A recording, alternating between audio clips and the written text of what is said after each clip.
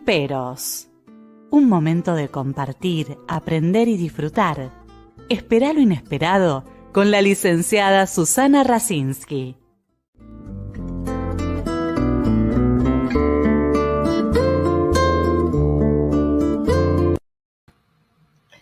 Muy buenas noches. Hoy tengo el gusto, el placer de contar con la presencia de un amigo que ha estado ya varias veces en el programa, de un estudioso del psicoanálisis, de la filosofía, de lo social, de la historia y además de todo eso, muy buena persona. Bienvenido, Jorge Schneiderman. Un placer, como siempre, comparecer ante tu gran audiencia y, por supuesto, para hablar de un tema que tanto nos convoca, ¿verdad? Y además es integrar todos tus saberes, porque Jorge sigue estudiando, profundizando, y bueno, y todos los programas que ha estado realmente son los que más audiencia ha tenido, porque él es muy profundo, y además de todo eso, ya va a estar de nuevo en enero, en febrero, con la licenciada Alicia Ardila, pero yo quería que cada uno tuviera su espacio, porque se lo merece. Y hoy es un tema, hoy el psicoanálisis y sus detractores, desde Erlenmeyer hasta nuestros días, lo cual es muy abarcativo para en una hora. Pero bueno, vamos a hacer lo principal. Pero antes te voy a presentar. ¿Por qué? Porque hay nuevos oyentes que no te conocen y que te mereces también que te conozcan. Es licenciado por la Facultad de Psicología de la Universidad de la República Oriental del Uruguay, institución en la que ejerció la docencia en las cátedras de psicopatología, hospitales psiquiátricos Muslo y Viladribó desde 1990 a 1991. En Historia de la Psicología desde 1990 a 1995. Psicología Evolutiva desde el 2022 hasta el 2004. Participó en dicho ámbito en la organización de diversos proyectos investigativos y actividades vinculadas a la extensión universitaria. Egresó en diciembre de 1990 del curso de Historia de la Medicina del Departamento de la Historia de la Facultad de Medicina de la UDEL. En 1991 expuso en el marco de la Sociedad Uruguaya de Historia de la Medicina trabajo Freud, de la praxis médica a las profundidades del inconsciente. Es egresado de diferentes cursos para graduados realizados en la Facultad de Humanidades y Ciencias de la Educación, UDELAR. Es psicólogo clínico y desde 1990 practica la psicoterapia psicoanalítica de adultos. Fue docente de Psicología Evolutiva, Psicología del Niño y Psicología del Aprendizaje en los institutos normales magisteriales María Estañaro de Munar y Joaquín R. Sánchez, y en el Instituto Normal de Enseñanza Técnica INET durante los años 92 y 93.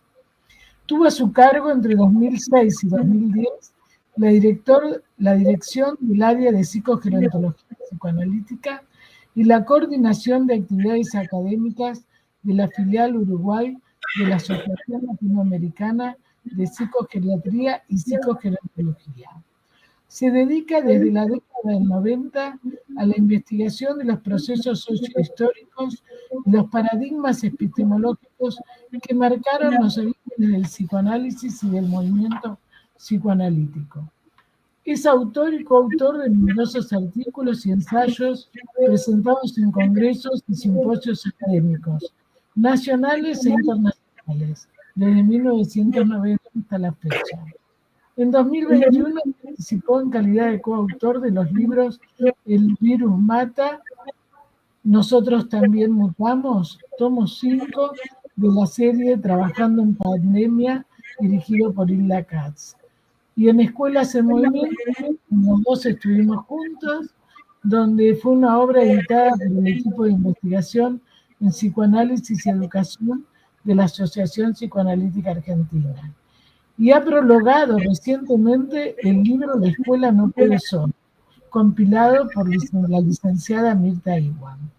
En 2018 se integró al equipo docente de la Cátedra de Judaísmo Niso Asher, del Departamento de Humanidades de la Universidad Católica de Uruguay. Es columnista de la Agencia Uruguaya de Noticias, Mensuario Identidad de Uruguay, Radio Separat de España y colaborador de numerosos medios periodísticos e instituciones culturales de Argentina, México y Israel. Y entre 2018 y 2021 desarrolló en Radio Nacional de Montevideo, en el marco del programa Vivencias, el espacio radial semanal Mano a Mano y Sin Diván, propuesta divulgativa para el abordaje de temas relativos al poder psicológico. Bueno, como vieron, él integra las distintas áreas que yo mencioné. Así que bueno, vamos a comenzar un poco este diálogo. Bueno. ¿Cuándo comienzan las primeras manifestaciones, las primeras resistencias a Freud? ¿Qué te acordás de Erlenmeyer? Bueno, yo creo que es un hito, ¿no? Y debemos mojonar un poquito el inicio de todo este proceso de desencuentros con su entorno, estas situaciones bastante incómodas que debió padecer Freud, ¿no? Y retrotraernos, obviamente, retrotraernos a lo que fue en 1884 su trabajo acerca de la cocaína. Recordemos, Susana, que Freud, ávido de poder trascender lo que era el plano del ejercicio de la medicina general, trató de imprimirle a su tarea como médico e investigador algo que cambie, algo que permita transformar, algo que le permita también poder consolidarse y marcar una posición dentro del ámbito académico. Se puso a investigar sobre la cocaína, ¿no? Ese alcaloide que para él en su momento tenía un valor como reconstituyente, ¿no? Como una especie de tónico para poder estimularse en situaciones de cansancio, de fatiga psicofísica, e incluso llegó a la conclusión de que era aplicable al tratamiento de determinadas adicciones, una de ellas muy en boga por entonces, que era la adicción a la morfina. Resultó ser que Freud, como vos recordarás, Susana, lo aplicó en el tratamiento justamente para tratar de apartar de la morfina a Ernest von Fleischl, un colega, un amigo de él, y bueno, lamentablemente no fue con demasiado tino y como que se agravaron algunos de los síntomas. A todo esto, un año después, en 1885, Erlenmeyer, ¿no? Friedrich Erlenmeyer, un médico que había escuchado, había leído los escritos de Freud, Hubert Coca, ese texto, entendió que quizás era, bueno, adecuado probar a ver qué pasaba con la aplicación de la cocaína para el tratamiento de la adicción de la morfina. Y es de aquí que, bueno, que él arribó a la conclusión de que, bueno, se generaban determinados cuadros alucinatorios, estrés psíquico, estrés físico, y que lejos de generar una mejoría en los pacientes, como que los sumergía más en ese cuadro, ¿no? Generando síndromes de abstinencia bastante complejos. De esa manera, bueno, él desestimó la utilización de este alcaloide y además lanzó airados reclamos contra Freud, diciendo que, bueno, que poco menos que había introducido un flagelo que junto al opio y el alcohol se constituirían, bueno, en los tres grandes azotes que estaría padeciendo por entonces el mundo, ¿no? O sea que Freud de a poquito se fue acostumbrando a la denostación, al desprecio, a ser apartado de todos los ámbitos académicos, y no solo a generar resistencias en el ámbito médico, sino también en el contexto social, ¿verdad? Estamos hablando de una Viena muy, pero muy particular, ¿verdad? Por todo lo que implicaba en ese momento el peso de la religión. Por eso, Jorge, es importante, y que vos lo haces muy bien, muy conocedor, ¿en qué contexto se dieron esas lecciones? Porque es importante ver qué pasaba con un hombre que en ese momento empezaba a decir la existencia del inconsciente, ¿no? Y que la Exactamente. medicina era otra cosa. ¿En qué contexto social, político, ¿no?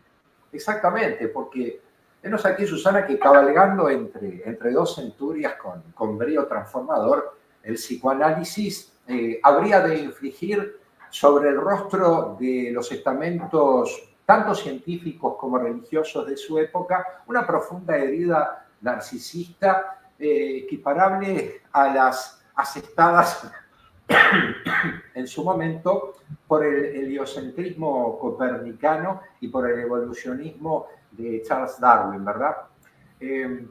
Y al amparo de sus convicciones, Freud establecería entonces un punto de inflexión en ese contexto tan pacato y mojigato, ¿verdad? Un punto de inflexión y un disruptivo viraje epistemológico y metodológico, desnudando con solidez argumentativa las carencias y falencias de los modelos clínicos preexistentes, proponentes de una forma u otra de una valoración de la vida anímica especulativamente acotada por los, digamos, por los estrechos márgenes de la conciencia, ¿no?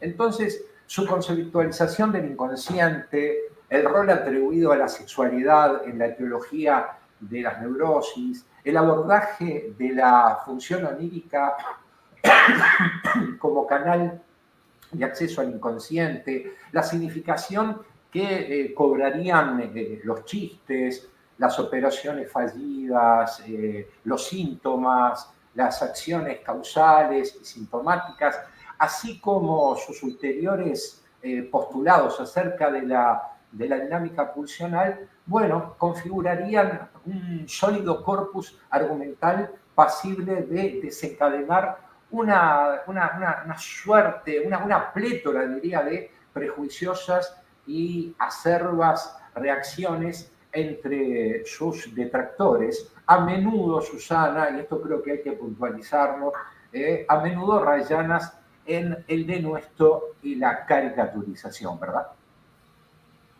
Sí, sería interesante que puedas explicar un poco qué pasó entre Breuer y Freud, y entre Fliess y Freud, que son los comienzos, ¿no? Porque cuando uno empieza a observar en la clínica la histeria, digamos, la calidad de Freud, muchas veces él decía, me equivoqué, no es lo que yo pensé. Muchas veces cambió, ¿no? Sí, Ciertos postulados, y sí. entonces, ¿qué pasó? No había competencia, ¿no? Claro, claro. Bueno, ahí podemos apelar a la memoria y decir que Freud establece por aquel entonces, allá en los comienzos, en los prolegómenos de lo que sería la construcción del corpus psicoanalítico, en la prehistoria, una relación muy cercana a Joseph Breuer. Recordarás cuando abordamos todo lo atinente a Nao, cómo él fue transitando por ese camino un poco a la luz de lo que Berta Pappenheim había aportado al propio Breuer, que en determinados momentos se vio superado por todo lo que estaba emergiendo, ¿no? El concepto de la transferencia, e incluso apareciendo las resistencias de Breuer a aceptar los postulados freudianos en cuanto a la etiología sexual de las neurosis. Y por lo tanto, progresivamente se fue generando un apartamiento. Ambos, luego de publicar allá por 1893 estudios sobre la histeria, van transitando por un proceso de más desencuentros que encuentros y por lo tanto ahí Freud no es que se convierta en un detractor, sino quizás un poco por el interés de mantener su condición de reputado médico, trató de apartarse y no verse expuesto a las críticas a las cuales de manera descarnada se veía expuesto Freud, ¿no? Y no nos olvidemos que Freud, cuando regresa de la Salpêtrière allá por 1885, 1886 sería esto que te voy a plantear, presenta un caso de histeria masculina. Imagínate para el establishment médico de la época, imagínate lo que representó para el propio Maynard, que había sido uno de sus maestros, que lo había recibido en su clínica, que le había dado trabajo, ver que Freud, a instancias un poco de lo que había asimilado en París junto a Charcot, bueno, lo defenestra poco menos y prácticamente le hace la cruz en términos bien coloquiales. Se van generando situaciones realmente bastante penosas para Freud. Incluso esa amistad que había establecido con Fliess, que vos bien enunciabas, durante muchísimos años, poco a poco con el tiempo se fue desgastando. Y te diría que, bueno, de ello hay testimonio en una profusa colección de cartas, ¿no? Que es magnífico. Y aquellas personas que quieren un poco adentrarse en lo que son los orígenes del psicoanálisis, siempre es recomendable leerlas. Pero Freud se ve muy solo, se ve muy acorralado. Allá por mediados de 1890, allá por el 95, se ve sumamente angustiado. Justamente a comienzos de esa década empieza a apartarse de la hipnosis porque entendía que por un lado él no era un gran hipnotizador y también por haber arribado a la conclusión de que no todas las personas son hipnóticamente sugestionables. Por lo tanto pasa a lo que sería la asociación libre, ¿no? Algo que marcaría un poco los rumbos de lo que sería la delineación del corpus psicoanalítico desde el punto de vista metodológico. Es muy interesante ver que en esa situación de soledad, apartado de lo que podrían ser las importantes cajas de resonancia que constituyen los foros académicos, él se refugió un poco en la Braille Brit.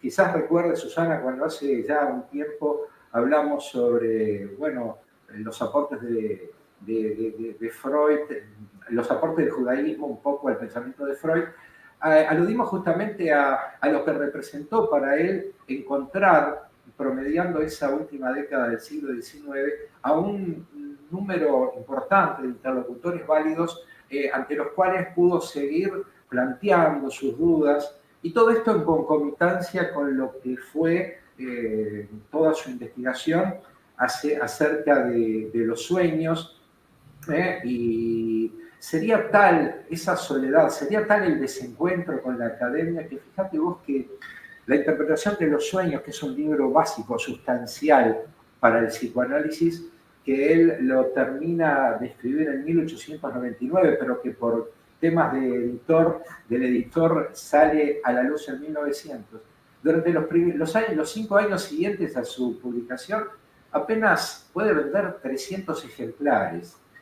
Y eso implicaba justamente tener que abrirse camino muy solo dentro de lo que era ese ámbito hostil, ¿no? Los detractores, la ridiculización permanente de lo que él hablaba, ¿no? Y a criterio del statu quo que digamos, médico vienés de entonces, ¿no? Ese statu quo imperante entonces, el psicoanálisis no podía encontrar un lugar donde poder verter lo que Freud entendía eran aportes importantísimos para poder repensar los procesos rectores de la vida anímica, ¿no? En tanto que el psicoanálisis no se ajustaba, por supuesto, a los estándares de cientificidad instituidos en aquellos tiempos, ¿no?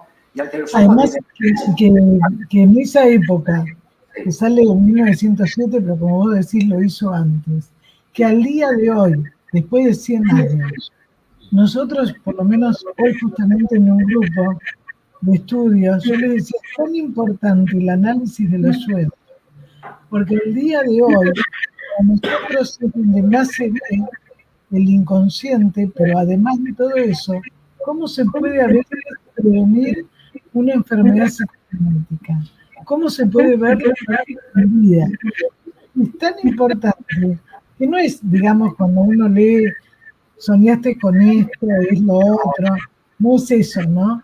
Es decir, donde de alguna manera, ¿cómo él, tantos años atrás, pudo darse cuenta cómo en los sueños se da la condensación del desplazamiento, ¿no? Estos aportes que aunque uno pueda seguir mejorando y volviendo a hacer otros aportes teóricos, como lo hace, digamos, también Green y otros autores, pero hacerlo en ese momento solo, y como vos decís, con sectores de la sociedad austríaca muy especiales, fue la verdad con mucho coraje, ¿no?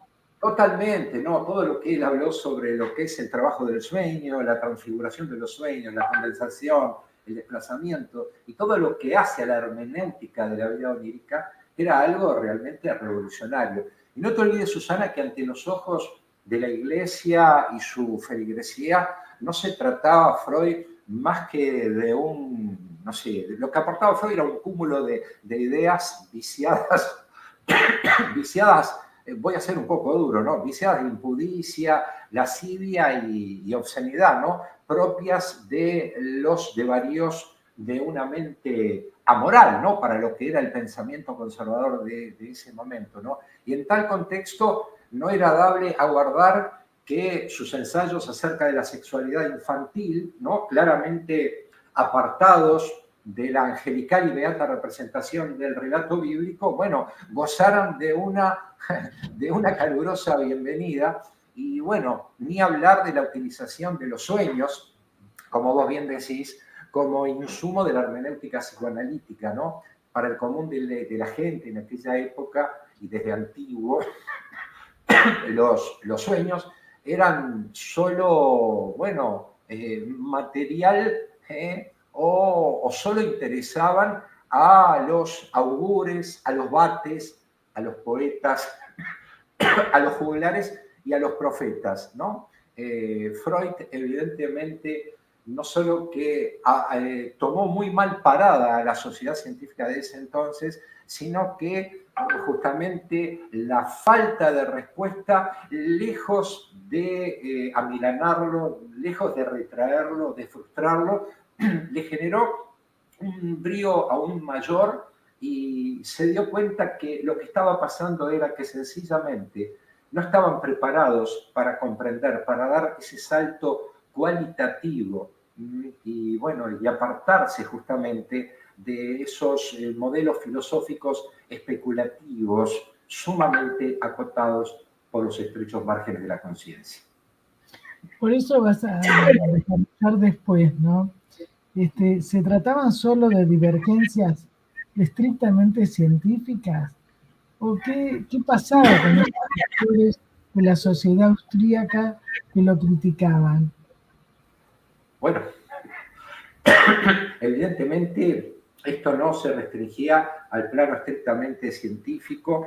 No nos olvidemos que más allá de su condición de científico disruptivo, él no encajaba dentro de lo que eran los estándares. No te olvides que estamos hablando de una época donde la condición de judío significaba algo así como tener ciertas restricciones para poder acceder a los planos más elevados de lo que es la vida académica. De hecho, mira, cuando él estaba allá por 1877 con Brooke, haciendo sus trabajos de neurofisiología, estudiando las anguilas, etcétera, etcétera, en determinado momento como que se dio cuenta que dentro de lo que era la estructura universitaria y lo que era el establishment investigativo, había una solapada intención de restringir el ingreso de judíos a lo que era ese tipo de tareas, ¿no? De hecho, Brooke le recomienda que quizás sería bueno que vaya orientándose hacia la búsqueda de algún trabajo como clínico. Y bueno, justamente cuando se recibe, allá por 1881, urgido de acceder, digamos, a un ingreso y no seguir dependiendo de su padre, a quien no le iba demasiado bien con los negocios, bueno, ingresó en el Hospital Clínico General de Viena, aunque luego se le abrieron algunas puertas, entre ellos las que abrió Meiner, sobre quien ya hemos abundado al principio de la charla, ¿verdad? Pero era muy difícil porque evidentemente para el establishment religioso, para el establishment científico, las ideas de Freud eran algo que, más allá de salirse de la norma, invitaba a pensar un poquito más allá de lo aparente, trascender lo que era lo manifiesto e ingresar en ese abismo hasta entonces insondable para los científicos, ¿verdad, Susana?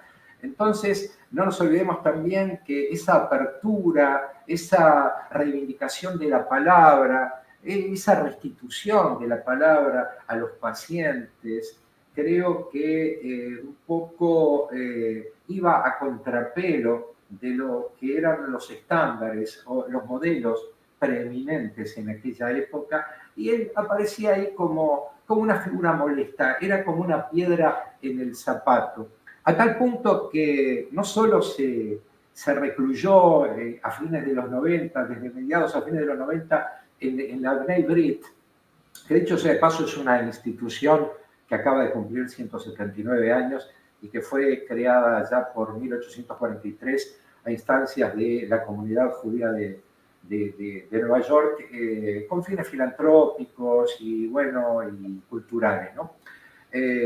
No solo, insisto, no solo se valió de lo que era estar bajo el paraguas de la Bnei Brit, sino que allá por 1902 decide generar un grupo de estudio, de discusión, para poder abordar determinados casos, un poco también apoyado por Steckel, por Wilhelm Steckel en su momento, y congregó a un montón de colegas que se habían sentido convocados por el psicoanálisis, y bueno, la figura congregante de Freud facilitó, dentro de lo que era la antesala de su estudio de la Vergasen 19, lo que era el comienzo del famoso grupo de los miércoles, ¿no? A las 8:30 ellos se reunían, y mientras Marta les servía café y algunos bizcochitos, iban debatiendo acerca de lo que eran las ideas psicoanalíticas y lo que estaban haciendo cada uno en la aplicación de esos conceptos. No es un detalle menor que el 99,99% eran judíos, justamente porque es en ese ámbito, el ámbito digamos, del judaísmo, de la comunidad, él lograba encontrar cierta interlocución válida. El único, sin embargo, que no pertenecía a la comunidad judía era Jung, ¿no? Con quien también establecería una larga relación de amor-odio. El tema es que era como una especie de hijo mimado para Freud, porque entendía que tenía una apertura hacia la profundización, el querer trascender lo que eran los postulados hegemónicos, pero luego obviamente se darían ciertos distanciamientos, no solo con Jung, sino también con Adler, ¿no? Con quien también en un principio congeniaba, pero bueno, Freud era un individuo de mucho carácter, era una persona que evidentemente no se aprestaba, no se brindaba demasiado al diálogo cuando encontraba que con la persona que tenía enfrente de él se generaban brechas por donde a través de las cuales se podían escurrir niveles de entendimiento o las posibilidades de arribar justamente al convencimiento del otro de que lo que él tenía para proponer era realmente, no una verdad revelada, pero sí el camino así. Pero es importante lo que decís, porque hay mucha gente que no se escucha y que pregunta por qué no se tiene en cuenta, entre comillas, el inconsciente colectivo que aportó Jung. Sí. Y yo creo que no es así. Freud, en Psicología de las Masas, en Malestar de la Cultura, aporta todo eso. Lo que pasa es que en su momento, bueno, describílo vos, porque lo sé mejor que yo, entre Jung y Freud, esto que vos decías. Sí. Se generan grandes diferencias, porque no te olvides también de que en todo lo que propone Jung hay un componente místico, ¿no? Los arquetipos, toda esa búsqueda también en el misticismo de otras culturas, hace en determinado momento que él se focalice demasiado, incluso en los fenómenos paranormales, ¿no?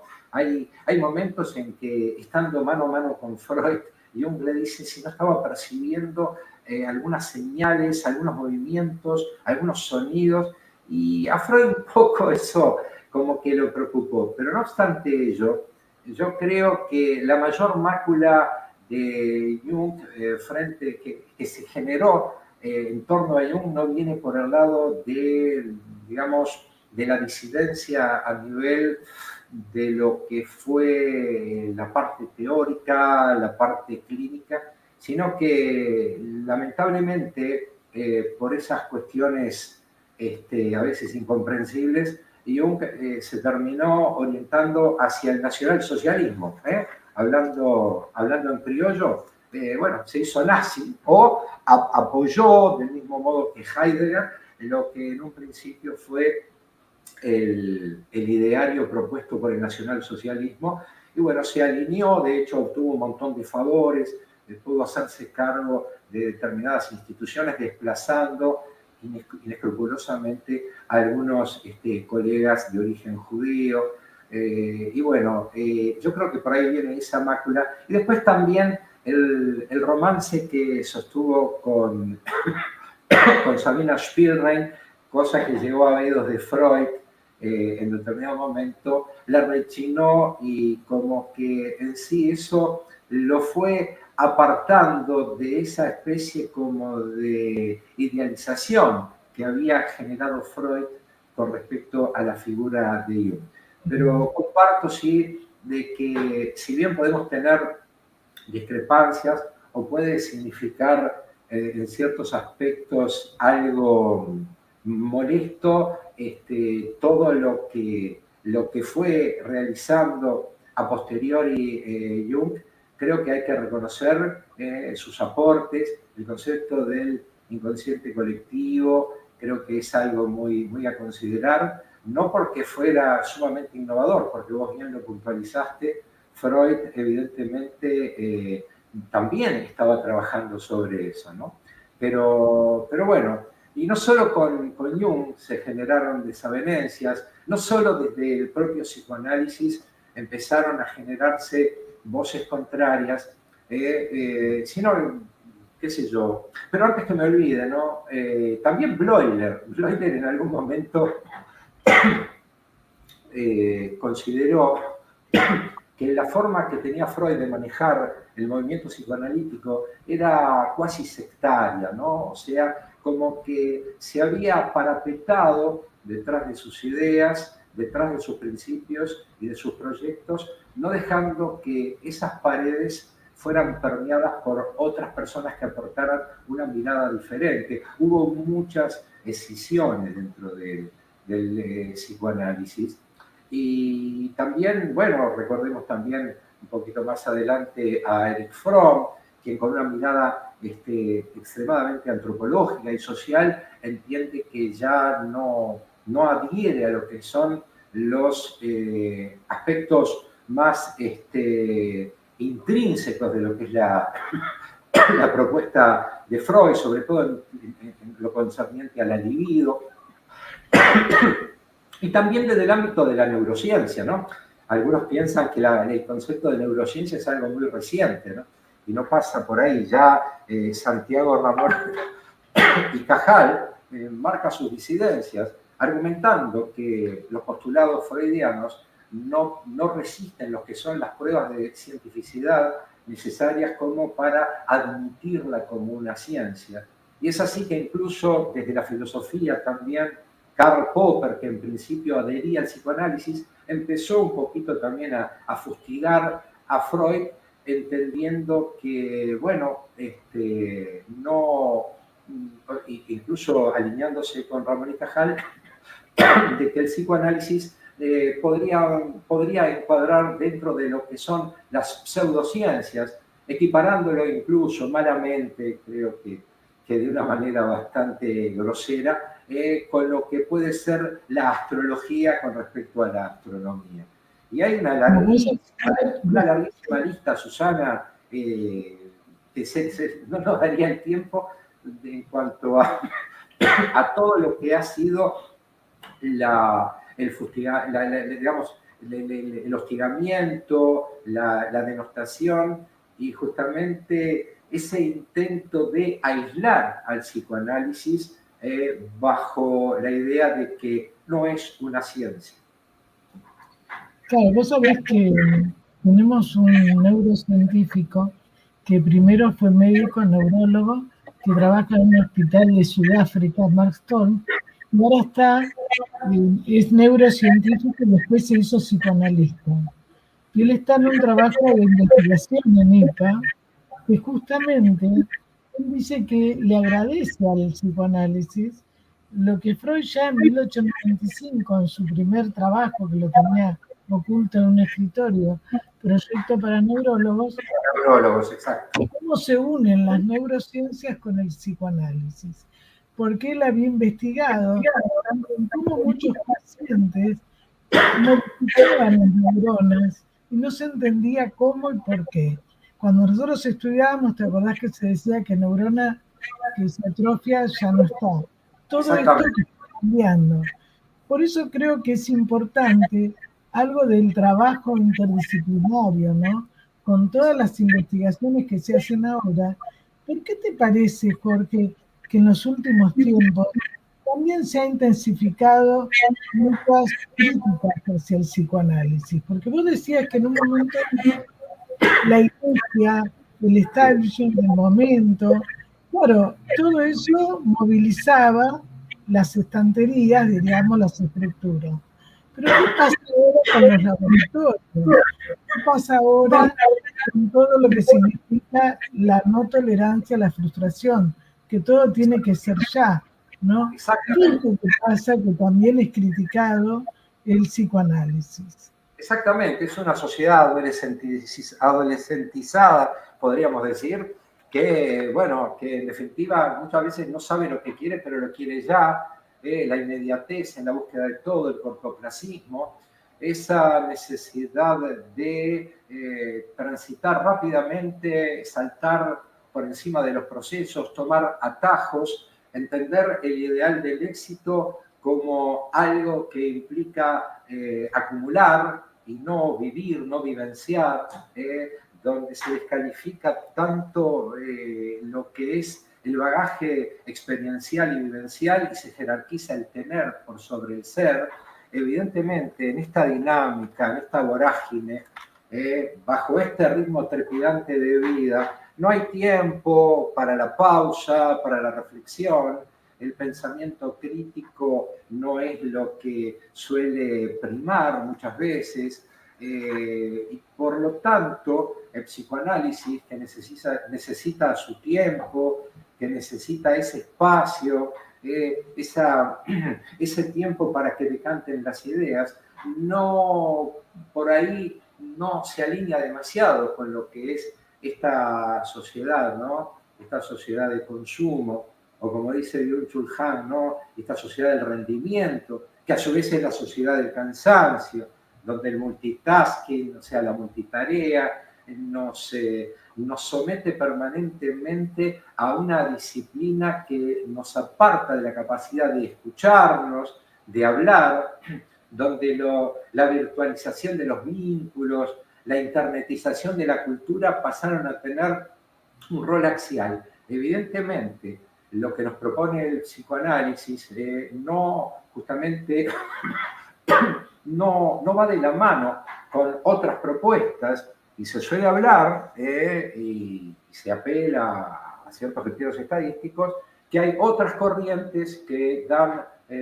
satisfacción a las demandas y que hay urgencias que en estos tiempos donde, como decía Aquino, lo urgente nos deja sin tiempo para lo importante, hacen que muchas personas apelen, entre otras cosas, a lo que es la corriente cognitivo-conductual, donde se presupone que ahí se obtienen respuestas más rápidas.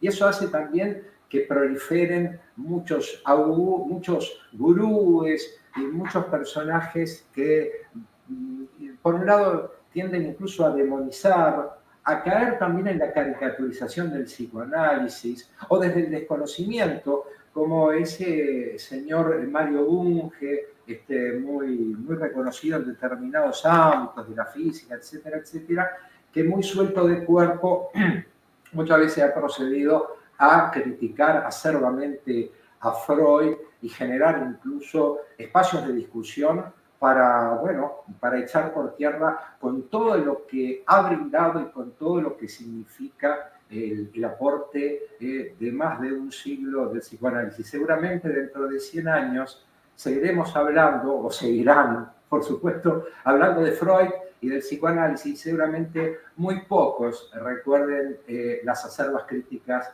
generadas por Mario Bunge, ¿no? Entre otros.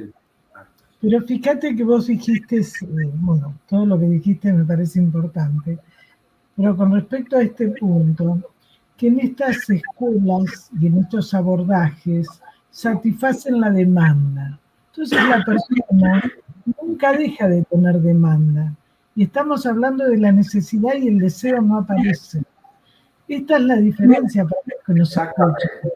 Y que de alguna manera, digamos, la persona vuelve a repetir y entonces sea la droga, la sociedad de consumo, los cambios de relación, todo es muy rápido. ¿Qué pasa? Son calmantes. ¿Viste como dicen? Autocalmantes, ¿no? Pero no se llega realmente a poder satisfacer y a tolerar el duelo de cuando las cosas no pueden estar. Entonces siempre está ahí la demanda, ¿no? Exactamente. Y va a tapar esa demanda que a lo mejor la persona no la tuvo y sigue buscando en otras cosas lo que no va a aparecer nunca. Y lo único que puede ayudar ahí es el psicoanálisis. El tema es que comprenda que no es el diván. Esto fue demostrado ya hace mucho, pero mucho más con la pandemia, en los distintos países que se hicieron las plataformas de escucha gratuita, y cómo ayudó a la gente a que en un momento determinado, sin trabajo, con familiares muertos, con situaciones de pánico, y el psicoanálisis los ayudó. Exactamente, Susana. Estos cambios epocales que hacen que la necesidad termine anestesiando al deseo, ¿verdad? Y ese cortoplacismo, esas urgencias, esa necesidad de satisfacer la demanda y seguir andando de esa manera, creo que eso es uno de los grandes temas, y creo que desde el psicoanálisis nos debemos un debate también, Susana. Tenemos que hacer un mea culpa, tenemos que hacer autocrítica, porque en muchos aspectos las instituciones se han mantenido apegadas a esquemas de funcionamiento extremadamente verticalistas, y esto también involucra también lo que hace a la formación de los candidatos, de aquellas personas que quieren incorporarse a lo que es el psicoanálisis, ¿no? Entonces, ese conservadurismo y bueno, todo eso amerita una impostergable flexibilización, creo yo, de los modelos formativos. Frecuentemente muchos jóvenes desestiman recorrer el camino institucional, bueno, al momento de iniciar su capacitación. Y no vendría mal en tal sentido, considero, Susana, desandar los caminos erróneamente transitados sin que ello implique apartarse de lo que son los niveles de exigencia necesarios para formar analistas comprometidos con la profesión y consustanciados con el rol que les cabe dentro de la sociedad, ¿verdad?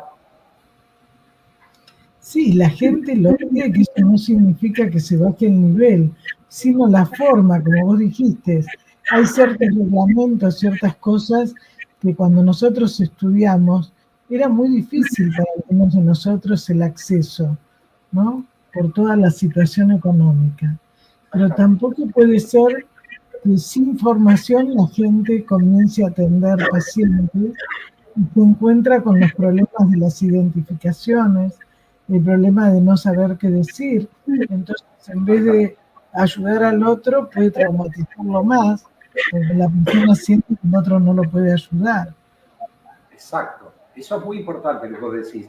Y sería también, o sea, importante, creo que sería ineludible a la lógica de los cambios epocales pretender dar respuesta a los problemas de la gente parapetándonos detrás de procedimientos que no contemplan justamente la introducción en escena de las variables precisamente epocales, de este cambio de época, ¿no? De este cambio de era, más bien. Y para muchos, la era digital y puntualmente la irrupción de la pandemia implicó la urgente necesidad de incorporar nuevas herramientas y establecer una mirada más profunda sobre los desafíos que intempestivamente se cernieron sobre el planeta entero, ¿no? Y debemos, considero, permear las paredes de los consultorios y romper con esos esquemas metodológicos y criterios de cuadre que, bueno, que obviamente no habrían de adecuarse a la realidad, a las actuales necesidades de la gente, ¿no? Y en tal sentido, como vos bien mencionabas al principio, yo entiendo que más allá del diván, más allá del monitor, hay un montón de herramientas que podemos desplegar. Hay un vademecum, hay un arsenal de herramientas a las cuales podemos apelar para seguir desarrollando un psicoanálisis que tenga una mirada más abierta, mirada más ancha hacia la realidad, una mirada más antropológica, quizás como nos proponía. Estaba pensando en esa palabra, justamente, ¿no? ¿Cómo tenemos la asociación? Ese aspecto antropológico que Freud lo tuvo en cuenta y después como que fue desapareciendo, ¿no? Vos sabés que en este momento se abrió en la parte, en Asia, todo un área de psicoanálisis. Y cuando yo estuve y vine a Buenos Aires, van a empezar a buscar el psicoanálisis, porque mucha gente dejaba el budismo y mucha gente empezaba a hacer clase media. O sea, un rompimiento de estructuras culturales milenarias, ¿no? Entonces, ¿cómo podemos nosotros ayudar? Por eso digo, a través de las instituciones de salud, de educación, con otra escucha, porque, o como en una empresa, o sea, donde de alguna manera también podemos ayudar. Qué interesante lo que decís, Susana, y sin duda, ¿no? Sin duda, la realidad nos insta a incorporar una mirada antropológica, ¿no? Ensanchar esa mirada en un mundo que no es tan ancho ni tan ajeno a la luz de los procesos transformacionales y de la irrupción de toda esta tecnología. Bueno, nos permite ser más capaces de atender y entender la multiplicidad de atravesamientos que marcan la tónica de estos tiempos, ¿no? Creo que lo que vos planteás demuestra a las claras que tenemos que sensibilizarnos con lo que el mundo nos está mostrando. Estamos transitando hacia un tiempo donde evidentemente se van a reperfilar un montón de esquemas a nivel laboral, a nivel de la formación, a nivel de la capacitación, no solo de los analistas, sino de todos los profesionales, hay un sinnúmero de profesiones o de actividades que de aquí a una década ya van a estar en retirada o van a haber llegado a su plena obsolescencia. Por lo tanto, debemos repensarnos de cara a un mundo cambiante, a un mundo que implica, bueno, aceptar un montón de desafíos, y creo que esto implica una postura humilde. Creo que debemos seguir permeando las paredes de nuestros consultorios, y nada más y nada menos que la pandemia nos obligó a darnos un enorme baño de humildad y a apartarnos de esquemas bastante psicorrígidos, ¿no? De no apartamiento de modelos operativos que, bueno, a la luz de los cambios implementados, queda demostrado, digamos, que son totalmente perimidos en sí, y que el psicoanálisis puede seguir brindando un montón de soluciones desde otros lugares.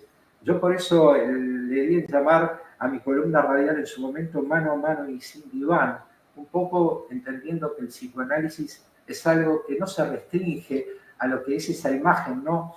Poco como que en su momento decía un comunicador hace un tiempo, en un determinado momento de la historia, el sillón o el sofá se asociaba a la televisión, y como que a través del siglo XX el diván estaba íntimamente asociado al psicoanálisis. Hay un psicoanálisis posible, abriendo nuestras ventanas al mundo, saliendo de lo que es esa práctica tan apegada a ciertas liturgias que no se compadecen con los avances que nos proponen estos tiempos. Sí, te voy a dejar para que cierres el programa, y voy a anunciar, para continuar, con otro colega, que es el doctor Omar Mosquera, que él va a hablar sobre la clínica social y la subjetividad de la época, donde él ya ha estado para hablar sobre el super-yo y la cultura. Pero yo, escuchándote, Jorge, pienso que todo este aspecto antropológico y cultural, que muchas veces me dicen, Susana, ¿por qué vos crees que son más culturales y antropológicos? Porque es tener en cuenta que cuando nosotros atendemos, es con lo que el otro te trae, desde una comunidad, una institución, una persona individual, no desde lo que yo llevo, sino cómo poder escuchar al otro desde el otro, ¿no? Te agradezco muchísimo, y bueno, vas a estar, por supuesto, pero Sí, cerrar el programa con lo que vos quieras. por supuesto. Siempre en nuestras conversaciones, Susana, siempre, bueno, recalamos un poco en lo que es la mirada antropológica, y entender que muchas veces se le ha endilgado a Freud ser muy restrictivo en cuanto a lo que es el abordaje de la vida anímica. Freud valoraba lo social, valoraba lo antropológico. Hay textos que tienen un sesgo extremadamente filosófico incluso, ¿no?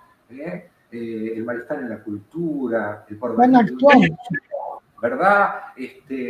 Y tenemos que tratar, como en algún momento dijo Lacan, ¿no? Volver a Freud, pero leerlo de verdad, y no dejarnos, bueno, seducir por de repente fuegos de artificios, y tratar de, bueno, de seguir demostrando que el psicoanálisis, a más de 120 años, vive, lucha y puede seguir generando nuevos espacios para poder comprender de manera más profunda y abarcativa todo lo que es, digamos, lo que son las necesidades de la gente, y poder dar respuesta justamente y acompañar a la gente en su dolor, poder de alguna manera seguir siendo partícipes de esta construcción, en la construcción, mejor dicho, de este nuevo tiempo. Y no son pocos los desafíos que tenemos por delante, y creo que el psicoanálisis es una herramienta fundamental para poder seguir interpretando lo que nos pasa, y proponiendo nuevas cosas para poder ir dilucidando los grandes temas que hacen a la realidad de estos tiempos. Y poder comprender que Hoy en un grupo comentaban la cantidad de chicos con TGD, con Asperger, ¿no? Y que en realidad era la parte, los aspectos fragmentados y cindidos. Podría entender por qué ese tipo en un momento determinado no atiende. ¿Por qué una persona en determinado momento, si tiene todo bien, tiene un infarto, ¿no? Entonces, bueno, esos son los aspectos que puede abordar el psicoanálisis, ¿no? Y lo que vos decías justamente, cuando la persona no puede pensar, entonces se estimula más la acción. Se habla de todo lo que hace, no de lo que siente, ¿no? Exactamente, Susana, y como vos decías también, lo que se propone en el psicoanálisis es escuchar al otro desde el otro, acompañarlo en el proceso, ¿sí? Y a través de la escucha generar los escenarios necesarios para que la persona pueda ir evolucionando, trabajando sus conflictos, sin que ello sea, digamos, sin que consideremos, por otra parte, que el psicoanálisis es una panacea, pero sí es una herramienta muy útil y muy vigente. Yo voy a pedir que todos los que nos escuchan durante el programa y después pongan sus opiniones, sus comentarios y también las críticas, porque eso es fundamental, porque esto es entre todos. Muchísimas gracias, Jorge, y nos volvemos a encontrar. Un abrazo. Un abrazo grande para todos.